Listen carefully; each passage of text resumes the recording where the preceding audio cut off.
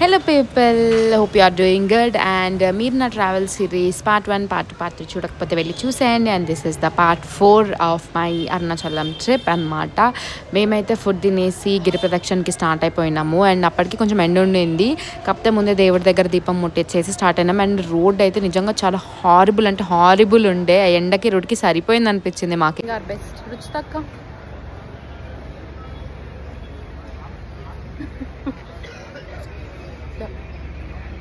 ఇదే జోష్తోని కంప్లీట్ చేసి కనిపిస్తాం మళ్ళా. రుచితకని ఇప్పుడు బాగా చూడండి, నెక్స్ట్ 5 కిలోమీటర్ల తర్వాత ఇలా ఉండదు. సరే ఏంటి సార్ ఇలాగే ఉంటుందంట, కానీ ఇలా మాత్రం ఉండదు. డౌట్ లేదు. మనకి చిన్నప్పుడు అంటుండే కదా తార్ రోడ్ల మీద నడిపేయాలి ఎండల్లో అప్పుడు తెలుస్తుంది అన్నట్టు. అదేమో తెలియదులే, కానీ నాకైతే నిజంగా అదే డైలాగ్ గుర్తొచ్చింది అనమాట. నాకు ఆ రోడ్డు ఆ ఎండ వామ్మో అనిపించింది ఇంకా.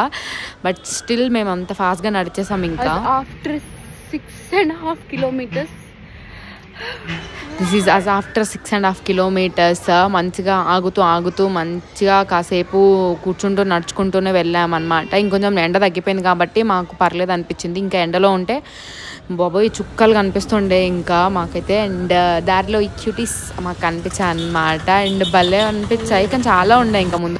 అస్ ఆఫ్టర్ వాకింగ్ 9.5 కిలోమీటర్స్.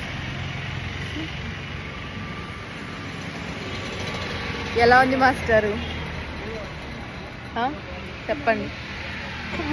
2 నిమిషాలు కూడా కూర్చోలిస్తే లేదు నన్ను. చెప్పు రుచితక్క, హౌ ఈజ్ యువర్ ఫీలింగ్?